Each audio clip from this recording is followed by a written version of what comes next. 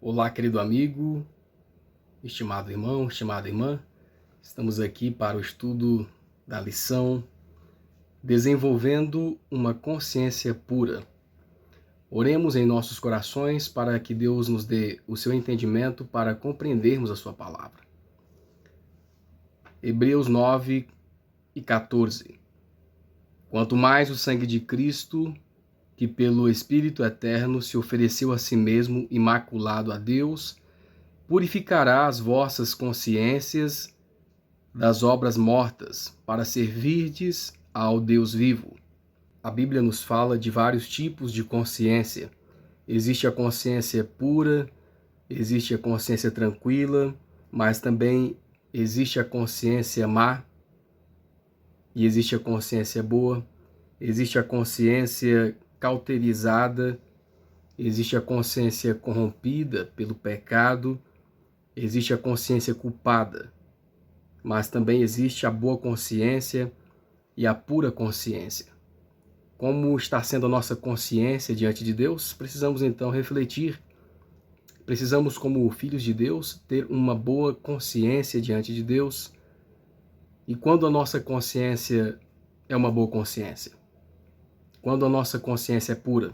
Você pode se perguntar, quando o homem e a mulher aprender em Deus a desenvolver uma boa consciência. Então, essa consciência se tornará pura, se tornará uma boa consciência. E uma boa consciência, irmãos, ela nos faz distinguir a verdade do erro. Quando temos uma boa consciência diante de Deus, distinguimos o erro da verdade. Nós distinguimos, então, o que é ruim do que é bom. Uma boa consciência é uma consciência que é dirigida pelo Espírito Santo, que é guiada pelo Espírito Santo, e então, estando em íntima comunhão com Cristo, é que nós conseguimos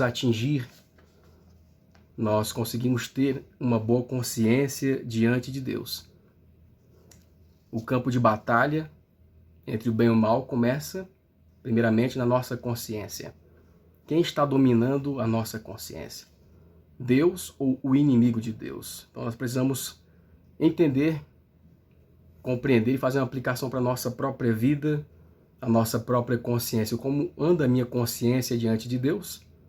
Satanás tem tentado dominar as consciências das pessoas e levá-las cativas pelo pecado. Deus, pelo contrário, quer livrar-nos do pecado, quer nos purificar, quer nos dar uma boa consciência, uma consciência guiada pelo Espírito de Deus, que distingue as boas obras das más obras, que distingue o erro da verdade. Então nós precisamos enfrentar Satanás pelo nome e no poder de Cristo. Nós só temos poder para vencer Satanás tendo uma boa consciência ou desenvolvendo uma consciência pura. Quando nós estamos em íntima comunhão com Cristo, pelo estudo da palavra, da Bíblia Sagrada diariamente, pela comunhão com Deus, por meio da oração. Então nós precisamos desenvolver uma boa consciência e para isso precisamos estar intimamente ligados com Cristo. Só podemos ser fortes estudando e vivendo a palavra de Deus na nossa vida diariamente. Diz assim o Espírito de Profecia, o Grande Conflito, página 600. Muitas vezes as tentações parecem irresistíveis, porque, devido à negligência da oração e do estudo da Bíblia, a pessoa tentada não pode se lembrar prontamente das promessas de Deus para enfrentar Satanás com as armas das Escrituras. O primeiro tópico, a base da fé. Letra A, qual é a base da fé cristã? 2 Timóteo 3:16 e 17. Toda a Escritura é divinamente inspirada e proveitosa para ensinar, para redarguir, para corrigir e para instruir em justiça, para que o homem de Deus seja perfeito e perfeitamente instruído para toda boa obra. Então, irmãos, a palavra de Deus, a Bíblia Sagrada, é a base da fé cristã. Então, nós precisamos compreender essa parte. A Bíblia Sagrada que é a verdade divina, ela é a base da fé cristã. O verdadeiro cristão crê na palavra de Deus, a Bíblia Sagrada. Vive conforme os ensinos da palavra de Deus. E ali dentro da Bíblia Sagrada está contida a lei de Deus, os 10 mandamentos. Então o verdadeiro cristão vive de acordo com a Bíblia Sagrada e seus ensinos. E nenhuma teoria humana pode substituir a Bíblia. Então precisamos ver se nós estamos vivendo de acordo com as teorias humanas ou se estamos realmente vivendo de acordo com a palavra de Deus, a Bíblia Sagrada e seus ensinos. É na Bíblia Sagrada que Deus revela o seu grande amor por nós. Por meio da Bíblia Sagrada nós temos acesso ao plano de resgate, ao plano da salvação, da redenção em Cristo Jesus. Por meio da Bíblia Sagrada nós temos aqui acesso aos 10 mandamentos, à lei de Deus, a lei moral do Senhor. E nós precisamos então praticar essa verdade, né? A palavra de Deus, ela é então a base da fé do verdadeiro cristão. Embora muitos tentam mudar a lei de Deus, muitos tentam mudar a verdade, a Bíblia Sagrada. A Bíblia Sagrada não pode ser modificada, a Bíblia Sagrada não pode ser removida, modificada pelos homens, não pode ser diminuída. Embora muitas pessoas ao longo do tempo tentaram fazer isso, né? E até hoje tentam substituir, mudar a palavra de Deus, mas a Bíblia Sagrada continua sendo então a base da fé do verdadeiro cristão. Ela é o alimento espiritual. Assim como a vida física é mantida pelo alimento físico, a vida espiritual do crente, do verdadeiro crente, do verdadeiro cristão, é mantida, é sustentada pela palavra de Deus. Temos estudado a nossa Bíblia, temos tirado tempo para nos alimentar espiritualmente, por meio do estudo diário da palavra de Deus. Precisamos meditar se estamos fazendo desta forma, né? Refletir na nossa vida. Esse ano que passou, que está findando, será que tiramos realmente tempo para estudar a palavra do Senhor, nos alimentarmos espiritualmente? Muitos estão raquíticos, muitos estão fracos porque não se alimentaram da palavra do Senhor. Mas que nesse próximo ano possamos fazer um compromisso com Deus de estudar a sua palavra, a Bíblia Sagrada, a verdade divina para as nossas vidas. E aqui o texto da Bíblia Sagrada vem nos falando, né? A Bíblia é divinamente inspirada. Não é conceito ou teoria de homens, mas foi inspiração divina. O Santo Espírito inspirou homens para escrever a sua palavra e assim deixar a Bíblia Sagrada como regra para corrigir, para instruir, para guiar na justiça. Quando nós estudamos a palavra do Senhor e colocamos na nossa vida diária, nós estamos aptos para produzir boas obras em Cristo Jesus. A letra B, vamos ler aqui primeiramente o tópico, diz assim: Cristo chama seu povo para crer na sua palavra e praticá-la. A nota desta primeira questão. Os que a recebem e a assimilam, tornando-a parte de toda a atitude, de toda a qualidade de caráter, crescerão fortes no poder de Deus. Então nós cresceremos fortes no poder de Deus e venceremos as provas e o maligno quando nós nos alimentamos da palavra de Deus, a Bíblia Sagrada. Com isso, demonstrarão que sua fé é de origem celestial. Não andarão por caminhos estranhos e sua mente não focará numa religião de emoções ou entusiasmos passageiros. Perante os anjos, homens, eles permanecerão como pessoas que têm um caráter cristão forte e confiável. No incensário de ouro da verdade, conforme apresentado nos ensinos de Cristo, temos aquilo que convencerá e converterá as almas. Na simplicidade de Cristo, apresente as verdades que ele veio a este mundo proclamar. E o poder da mensagem que você se fará sentir. Se fará sentir. Não compartilhe teorias ou provas que Cristo nunca mencionou e que não têm fundamento bíblico. Então nós não podemos viver por meio de teorias, né, que não têm fundamento bíblico. Tem apenas base humana, baseada no egoísmo, no orgulho de seres humanos. O está escrito é a prova de que deve ser levada a cada alma. A letra B. O que é necessário em conjunto com o estudo diligente da Bíblia? Mateus 26 e 41. 1 Tessalonicenses 5,17. Vigiai e orai, para que não entreis em tentação. Na verdade, o espírito está pronto, mas a carne é fraca. Orai sem cessar. Então, irmãos, precisamos, aliado ao estudo da Bíblia, vigiar e orar. Porque muitos que estão de pé poderão cair, correm o risco de cair. Aqui diz a palavra do Senhor, né? Na verdade, o espírito está pronto, mas a carne é fraca. Então, precisamos, além do estudo diligente da palavra de Deus, estarmos em constante vigilância e oração. Precisamos estar em íntima comunhão com Deus por meio, então, do estudo e, além do estudo da Bíblia, vigilância e oração. Precisamos colocar em prática os ensinos da palavra de Deus na nossa vida.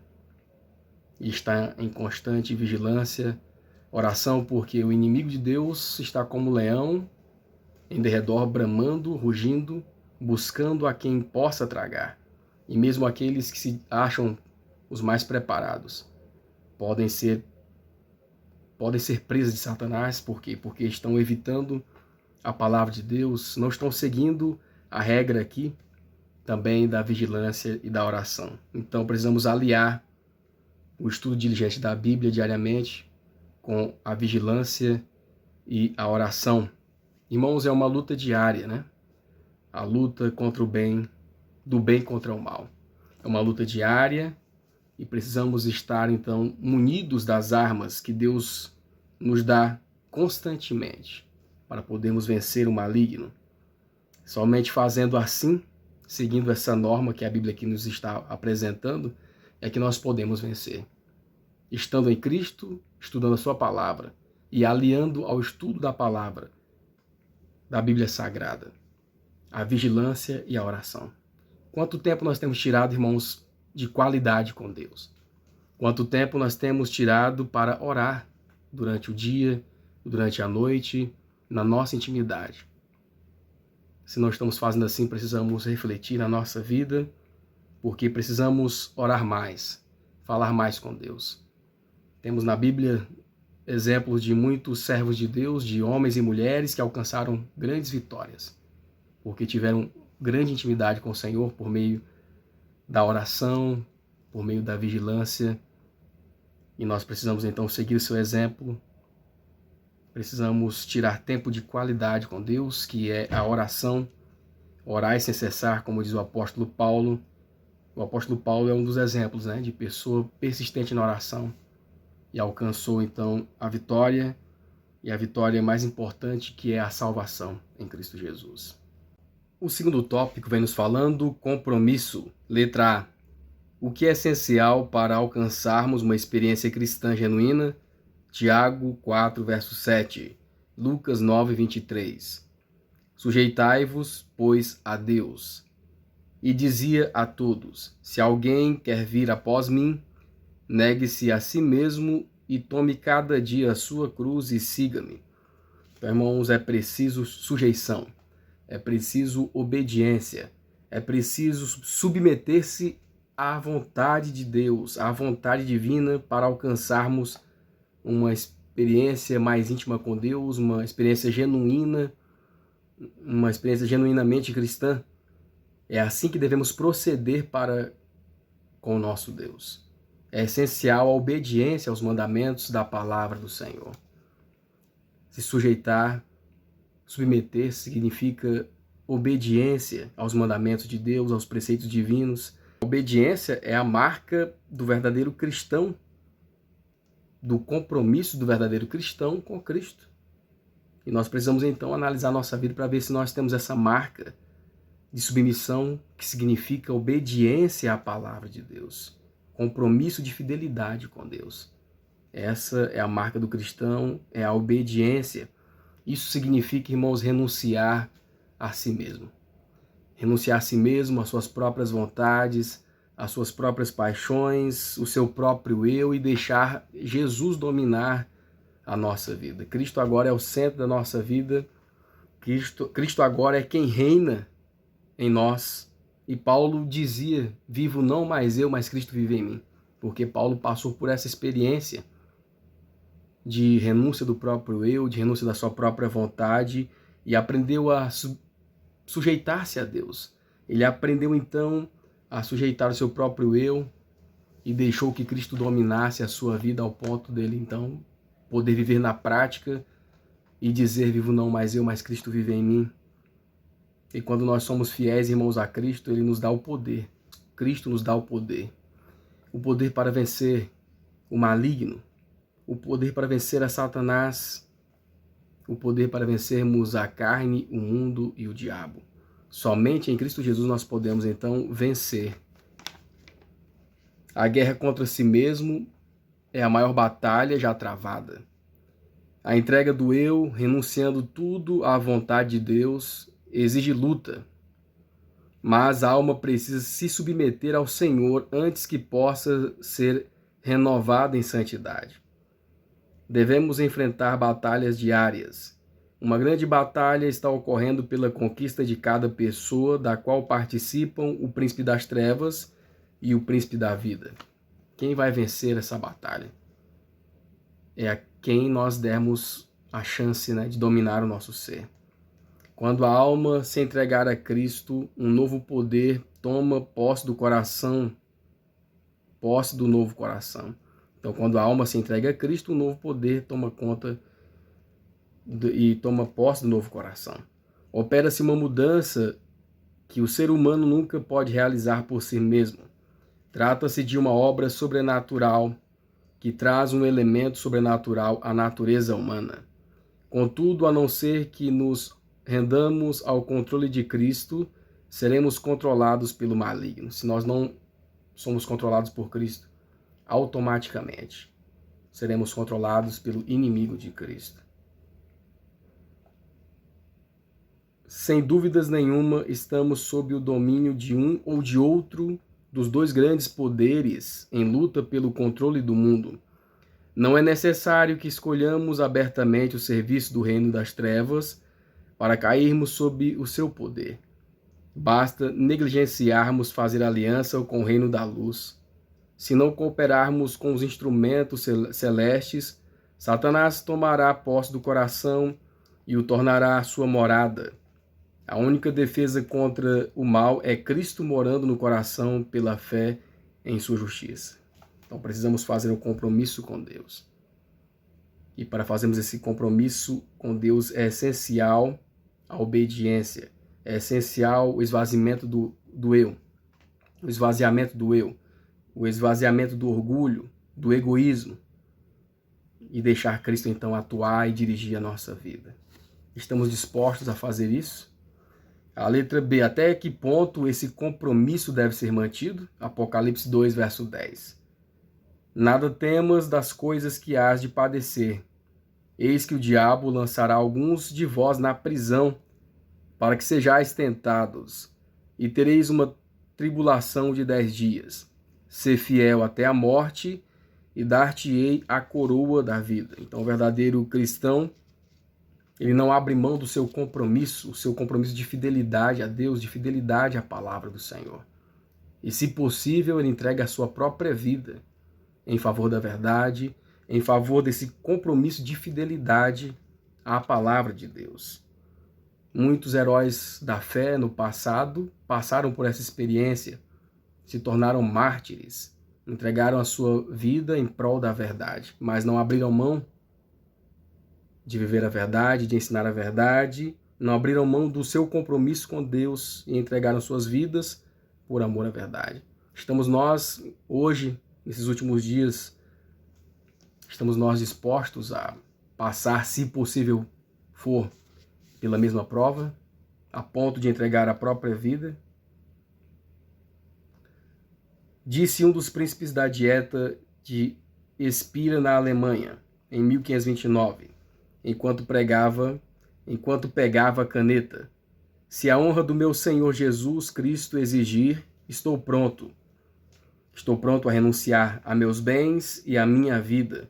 Eu preferiria renunciar a meus súditos e aos meus estados, e até mesmo deixar a terra dos meus pais com um cajado na mão, continuou, do que aceitar outra doutrina além da que está contida nesta confissão. Tal era a fé e a coragem daqueles homens de Deus. Mesmo um único traço errado de caráter, um único desejo pecaminoso persistentemente nutrido, acabará por neutralizar todo o poder do Evangelho. A predominância de um único desejo pecaminoso mostra o engano e a ilusão da alma. Cada vez que a pessoa se entrega a esse desejo, mais cresce a repulsa da alma para com Deus. As dores do dever e os prazeres do pecado são as cordas com que Satanás prende os seres humanos às suas armadilhas. Aqueles que preferem morrer a praticar um ato errado são os únicos que permanecerão fiéis. O terceiro tópico: respeito pelas autoridades seculares. Letra A. Como devemos tratar a autoridade governamental e por quê? Hebreus 13, 17, Romanos 13, de 1 a 7, Daniel 2, 20 e 21. Obedecei a vossos pastores e sujeitai-vos a eles, porque velam pelas vossas almas como aqueles que hão de dar contas delas, para que o façam com alegria e não gemendo, porque isso não vos seria útil. Então vemos aqui também autoridades eclesiásticas, né? Pastores constituídos por Deus, né, que foram ungidos para dirigir a obra do Senhor. Então devemos ter respeito por essa autoridade. E agora especificamente falando sobre as autoridades seculares, os governadores aqui do mundo. Toda alma esteja sujeita às potestades superiores, porque não há potestade que não venha de Deus, e as potestades que há foram ordenadas por Deus. O versículo 7 aqui de Romanos 13. Portanto, dai a cada um que deveis, a quem tributo, tributo, a quem imposto, imposto, a quem temor, temor, e a quem honra, honra. E também temos o ensinamento de Jesus, que certa vez disse, né, dai a César o que é de César, e a Deus o que é de Deus. Diz aqui Daniel 20 e 22, 20 e 21. E falou Daniel dizendo: seja bendito o nome de Deus de eternidade a eternidade, porque deles são a sabedoria e a força, e ele muda os tempos e as estações. Ele remove os reis e estabelece os reis, ele dá sabedoria aos sábios e conhecimento aos entendidos. Então nós vemos aqui, irmãos, autoridades, né, seculares. Dai a César o que é de César e a Deus o que é de Deus. Nós vemos aqui o dever que nós devemos ter para com essas autoridades. Obedecer essas autoridades permitidas por Deus, colocadas por Deus. É Deus que levanta, é Deus que coloca, é Deus que tira também do governo. Autoridades aqui, enquanto elas não entrarem em choque com a palavra do Senhor. Nós devemos ser fiéis e obedecer às leis dos governantes, enquanto estas leis, não entram em choque, né? Não passam por cima da lei de Deus, porque a lei de Deus está acima de qualquer ordenamento humano, de qualquer lei humana. A letra B. O que todos os que exercem autoridade governamental devem fazer com essa responsabilidade? 1 Coríntios 11, verso 1. Sede meus imitadores, como também eu sou de Cristo. Então nós vemos aqui, irmãos, se todos os governantes fossem imitadores aqui do apóstolo Paulo, ou imitadores do próprio Cristo, como Paulo disse que ele era imitador de Cristo, se os governantes seguissem o exemplo de Cristo. obedeceriam de fato à lei do Criador. Então, muitos problemas que existem na nossa sociedade seriam solucionados. Muitas coisas ruins não aconteceriam. Roubos, subornos, né? Propinas, leis contrárias à vontade divina não seriam feitas, mas leis de acordo com a vontade do Criador. Então nós devemos obedecer às leis humanas enquanto elas não contrariam a lei de Deus. A lei de Deus, que é a constituição máxima, está acima de qualquer ordenamento jurídico humano. Então, enquanto a lei de Deus não é contrariada, nós podemos obedecer à lei dos seres humanos, dos governantes. Mas se a lei de Deus for contrariada, mais importa obedecer a Deus do que aos homens, como diz o apóstolo Pedro. O poder de Davi lhe havia sido concedido por Deus, mas com o objetivo de ser empregado somente em harmonia com a lei divina. Então Deus deu o poder para os seres humanos, para os governantes, mas muitos usam contrariamente à vontade do Senhor, sabendo que ele está ali porque Deus permitiu que ele estivesse ali. Contudo, quando ele ordenou algo que contrariou a lei de Deus, a obediência a tal ordenamento se tornou pecado. O próprio Davi aqui, né, que era um homem que geralmente seguia a vontade do Senhor, que era obediente à vontade do Senhor, em certo momento, ordenou algo que era contrário à lei divina. E o próprio Senhor falou que era pecado seguir a sua ordem acima da ordem do Senhor,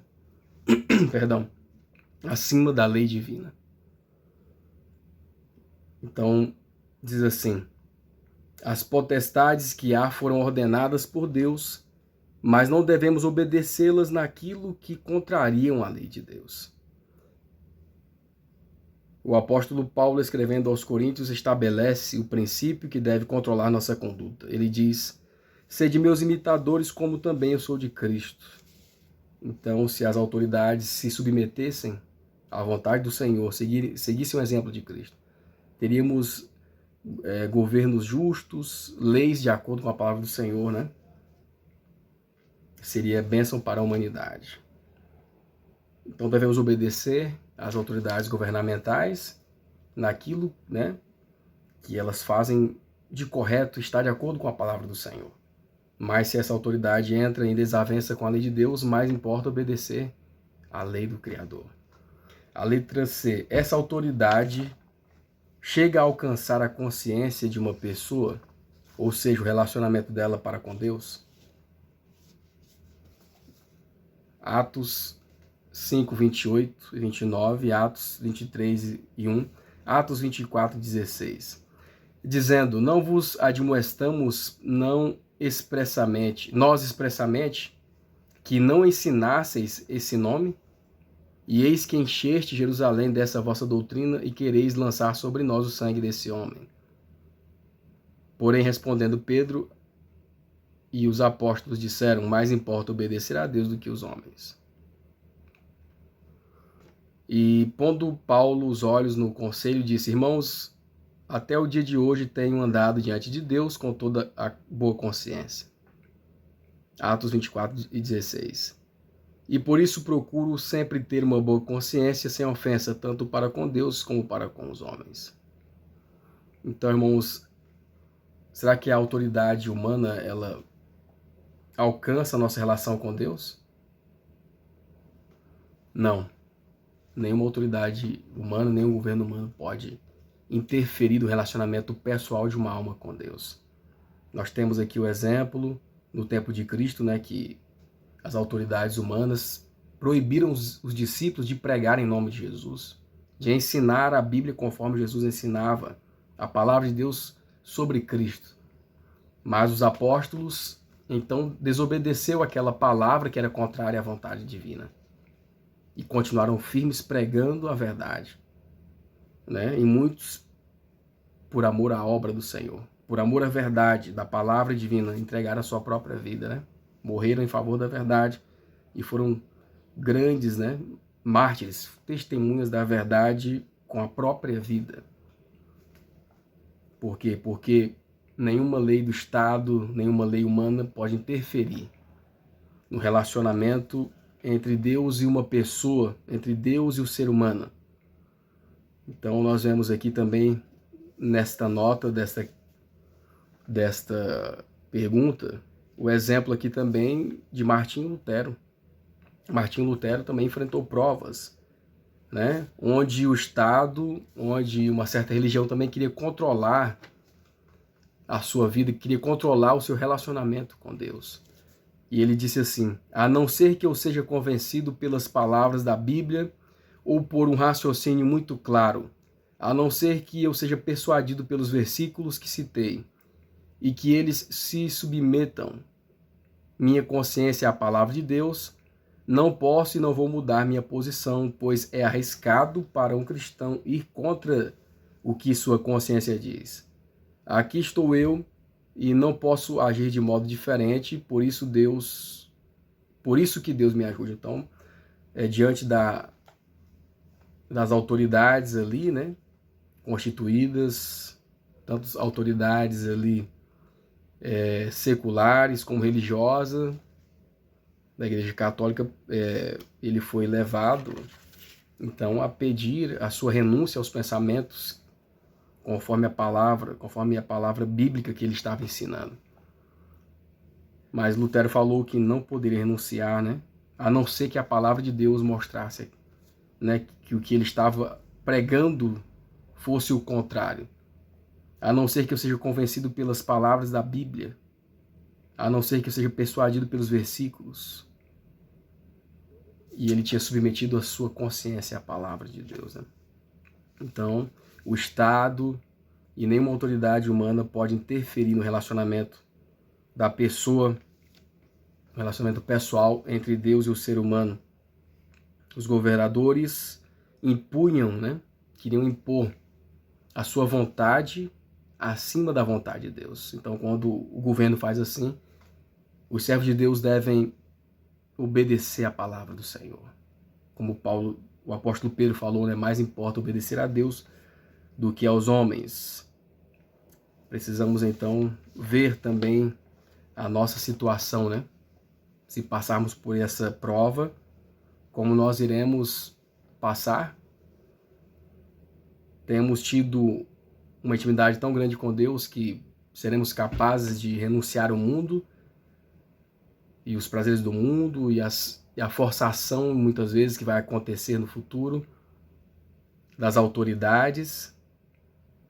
Então precisamos entender que o ser humano não pode controlar o relacionamento com Deus, a autoridade mundana não pode controlar, mas nós podemos viver esse relacionamento com Deus com proximidade, com oração, com o coração aberto.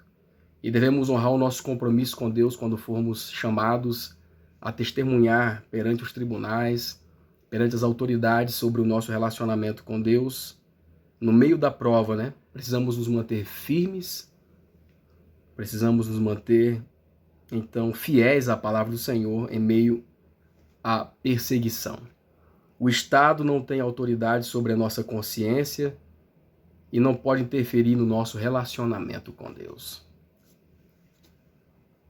Diz assim a nota: em questões de consciência, a maioria não influi. Proteger a liberdade de consciência é dever do Estado, e este é o limite de sua autoridade em matéria de religião. Todo governo secular que tenta controlar ou impor observâncias religiosas, usando a autoridade civil, está sacrificando o próprio princípio pelo qual o cristão evangélico tão nobremente lutou.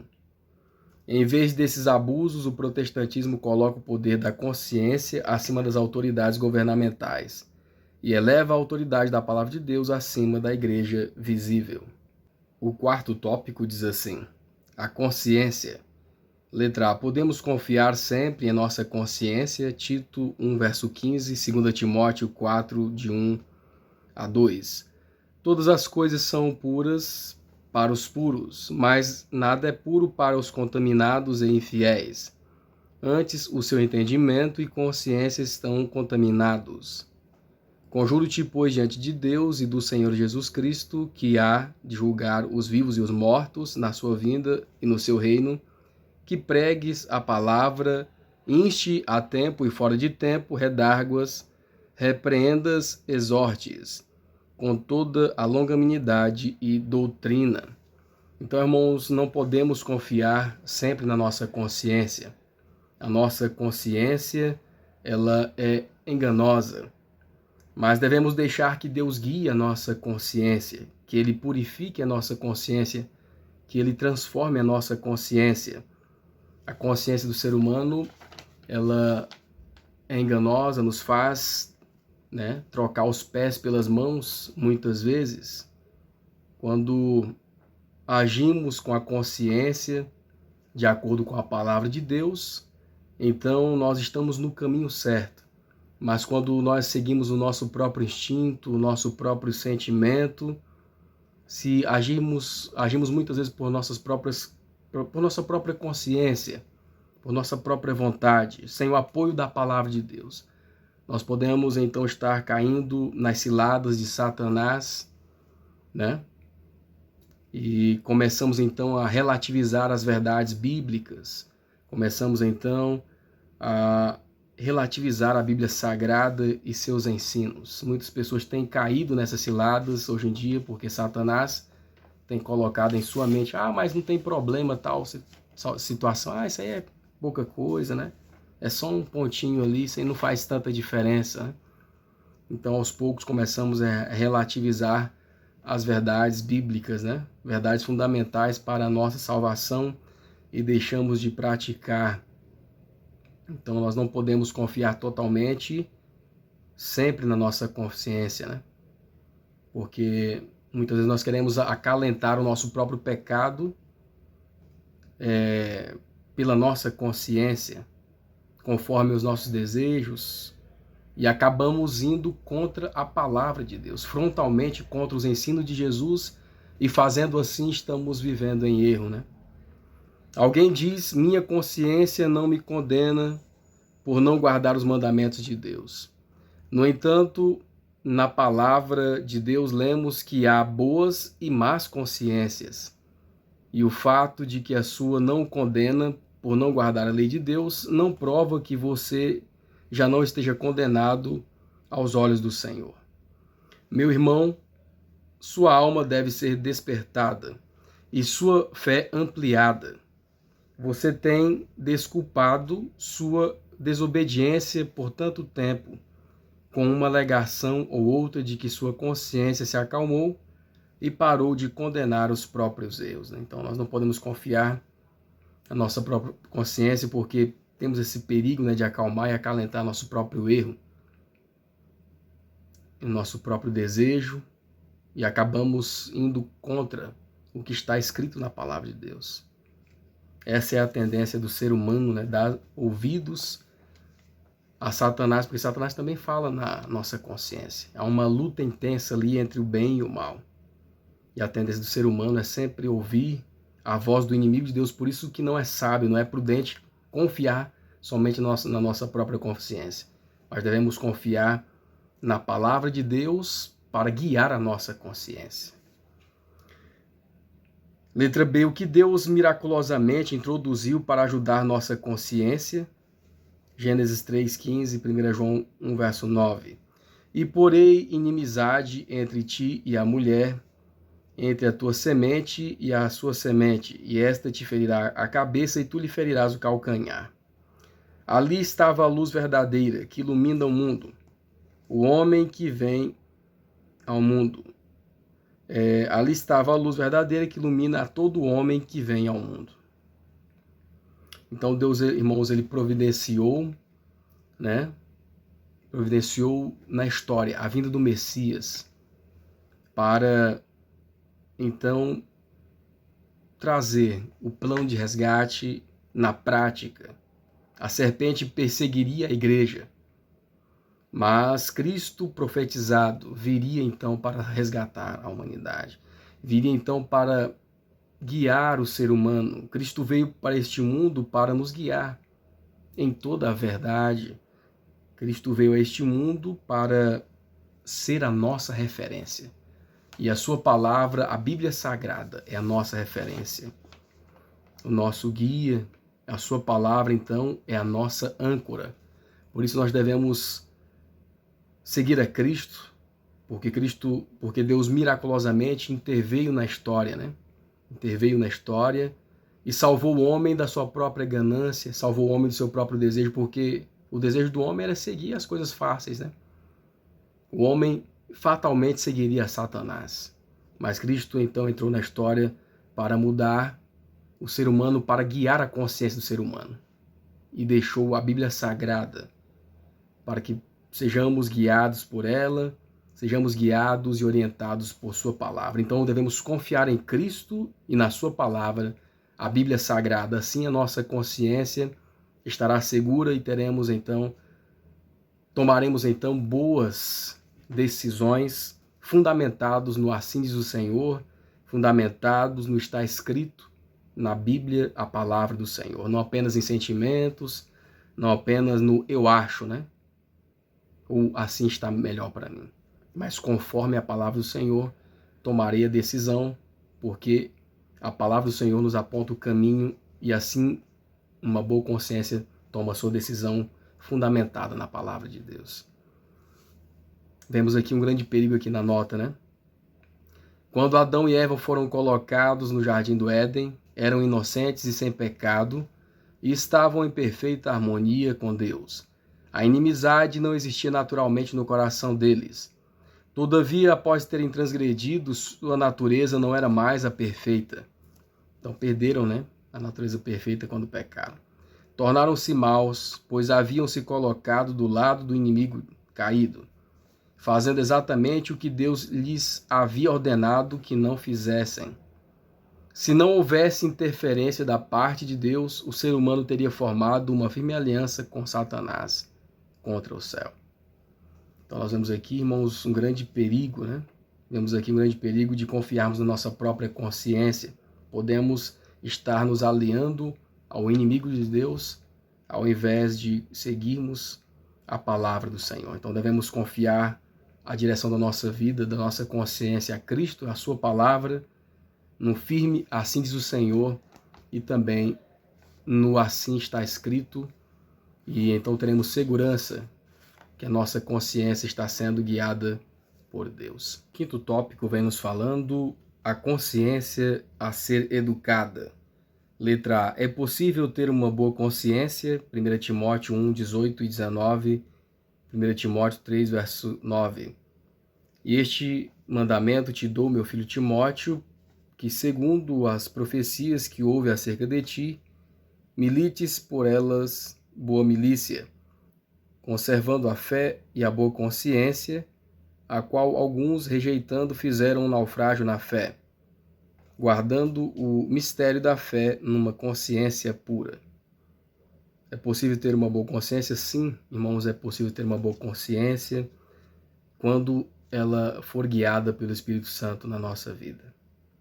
Então Deus nos dará poder para, se confiarmos nele, para distinguirmos, né, a sua vontade, para distinguirmos o erro da verdade, para compreendermos o que é o certo e o que é o errado, né?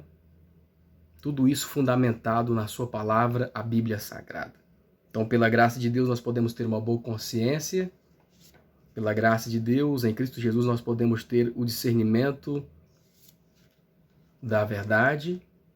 Pela graça de Cristo e por sua palavra, podemos ter o discernimento do que é correto e daquilo que não é correto. Podemos ter o discernimento por meio de Cristo e da sua palavra sobre a verdade e a vontade do Senhor para as nossas vidas.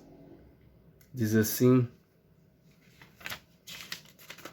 anota: abra a Bíblia antes de consultar a razão santificada e uma boa consciência. Abra a Bíblia antes de consultar a razão santificada e uma boa consciência. Seu coração deve ser tocado, sua alma comovida. A razão e a inteligência despertadas pelo Espírito de Deus. Desse modo, os santos princípios estabelecidos em sua palavra trarão luz à alma.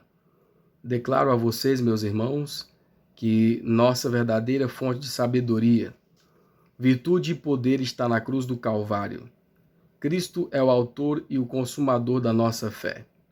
Ele diz: sem mim nada podeis fazer.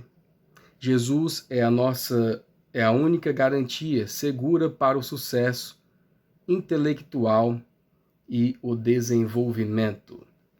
A letra B. Como se obtém uma consciência pura? Hebreus 9:14. Quanto mais o sangue de Cristo, que pelo Espírito Eterno se ofereceu a si mesmo imaculado a Deus, purificará as vossas consciências das obras mortas para servirdes ao Deus vivo? Então, irmãos, pelo sangue de Cristo nós podemos alcançar essa consciência pura. A pureza de consciência é alcançada pelos méritos de Cristo. Pelo sangue de Cristo vertido ali no Calvário, nós podemos ter uma consciência purificada. Estando unidos a Cristo, num relacionamento íntimo, em íntima comunhão com Jesus, Ele purificará a nossa consciência e nos dará, então, uma boa consciência, uma consciência purificada, uma consciência que vai discernir a graça de Deus e a sua vontade, a graça e seus ensinos para a nossa vida. Uma consciência que é dirigida pela palavra do Senhor. Uma consciência que é dirigida pelo Espírito Santo. Assim, nós podemos ter uma boa consciência e uma consciência purificada. Tudo isso pelos méritos de Cristo, quando nós nos apegamos a Ele e nos apoderamos dos seus méritos. Ele pode fazer por nós tudo aquilo que nós não podemos fazer por nós mesmos, né? E então nós podemos ser guiados por sua palavra com segurança, tendo uma boa consciência e então sabendo discernir e decidir conforme a vontade do Criador. Analise sua consciência perante a palavra de Deus e veja se sua vida e caráter estão em harmonia com o padrão da justiça que ela revela. Então você pode determinar se tem ou não uma fé inteligente e que tipo de consciência é a sua. A consciência humana não merece confiança, a menos que esteja sob a influência da graça divina. Satanás se aproveita de uma consciência não iluminada e assim leva os homens a todo tipo de enganos, porque eles não fizeram da palavra de Deus um conselheiro. Muitos criaram um evangelho próprio da mesma maneira que trocaram a lei de Deus por uma lei própria. Não basta uma pessoa se sentir segura ao seguir as diretrizes da sua consciência. A questão a ser resolvida é: a consciência está em harmonia com a palavra de Deus? Se não, não pode ser seguida com segurança, pois ela irá enganar. A consciência deve ser esclarecida por Deus. Devemos dedicar tempo ao estudo das Escrituras e à oração. Só assim a mente será estabelecida, fortalecida e firmada. Queridos amigos, que Deus nos ajude a compreender a sua palavra, que possamos a cada dia colocar a nossa vida nas mãos do Senhor, buscar na sua palavra o direcionamento e o Santo Espírito guiará a nossa vida. Que Deus possa nos dar um novo ano na sua presença, um novo ano em que possamos então renovar o nosso compromisso de fidelidade com Deus. Que Deus abençoe você e a sua família.